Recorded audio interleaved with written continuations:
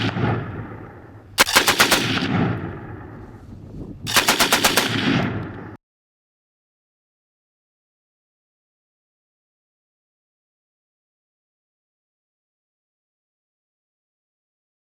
thanks for tuning in to another video episode on ForgottenWeapons.com. I'm Ian, and I'm joined today by Bin Shih. Hey, how are you doing? Bin is the author of a very nice, fairly recent book on Chinese weapons of the Second Sino-Japanese War. The book was published in two parts. It was originally published in China. Real nice, glossy color photos, but all in Chinese.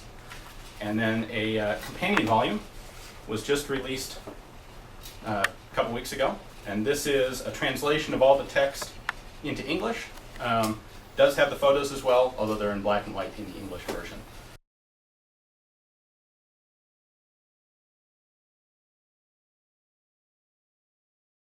So I saw this and thought it's a real cool book on a subject that's not very well covered in the US, and thought it'd be cool to have been down here and talk to him about the subject. So I know a lot of people in the US don't have a very good understanding of, or much knowledge of Chinese weapons at this time period. Mm-hmm. From looking through your book, it appears that China didn't do a lot of development of its own firearms, but it imported and copied a lot of what was on the market. Mm-hmm. Can you explain why that was done? Well, first of all, not only the Western world not know much about the firearms and the history of that part, even Chinese, from all different parts of Asia, they don't know about it either, due to the various political reasons. And the reason I started working on these and doing research on the subject is also because of that. Because about 15 years ago, I started, getting involved with firearms, and then I thought it would be neat if I can learn a little bit about the Chinese firearms. Yeah. And I found a huge, vacant there. It is nothing, either in Chinese or in English. So I dedicated my time to start working on that. And as I opening the book with a quote of the government investigation before the war, like before 1937, they indicated China is a backward and medieval technology country, is not capable of doing any modern war. And that's probably the reason they can't do any development. And it's not because they don't have the talent. If you look at the historical records, all the arsenal workers, they study abroad, either in Japan, Germany, United States, or any of other countries. However, they lack of the basic. For example, they cannot produce the weapon level of steel.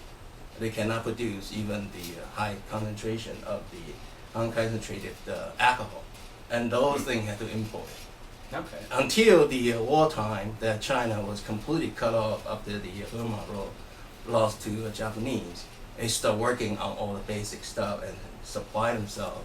China basically, didn't have industrial power. Okay. And even if you have John Browning's capability to design firearms, there's nobody can produce it for you. So they choose the easier route to copy the most advanced, the Western arms. Okay. And pretty much they choose the German route. So all the major small arms, you can find some background from Germany. Okay. So it was largely a lack of industrial capacity. Yes, basic industrial capacity. Like I said, they don't have a steel. So a lot of people say Chinese firearm use inferior steel. That's not true, because the steel was imported from Austria, from Germany, from Czech. So the steel was good, all right. And then the reason they become so beat up was all because of years of usage and lack of taking care of the firearms. And the steel itself, is as good as anybody. Huh. Interesting. So looking through the book, it appears there were a couple primary weapons that were used by Chinese forces. The C96 Broom-Handle Mauser was real popular, Yeah. and copies of the Mauser bolt actions. Is there anything in particular that made those appealing in China, or? Well, in looking at the broom handle here, you can see, first of all, it's semi-automatic, right? And it carries 10 rounds, and of course you have different version. and it's a big gun, and it's sighted up to 1,000 yards. And so I think a lot of Chinese believe, well, there's a reason they have a sight, caliber out to 1,000 yards, and it's a big gun, really have that scare factors, right? Okay. To intimidate people. So since the beginning of the 20th century, I think China was one of the biggest, if not just the biggest, consumer of broom handle. And of course, after a while, they start making their own. Right. And for example, this one, as I point out to you earlier, the sight has all the Chinese numeric system, instead of a regular English one. And so this is a really popular gun. Everybody seems to, it doesn't matter if you're a soldier or you're a bandit or just a rich family trying to protect your property. Everybody seems to be, very proud to own one. Okay. And over here is a Type 27 grenade discharger, and this was locally developed by actually White Russian, by the actually I take it back. It's by the group effort from the arsenal, because when the war really break up, 27 means 1938, so the war just beginning, and they need something to resolve the issue of 100 to 300 meters. Okay. Right, the combat situation.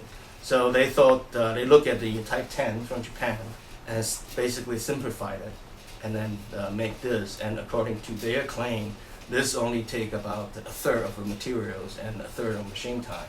And then it's easier to operate and it wouldn't break. And so as you can see here, that it's adjust the distance by moving the disc, and there's a hole here.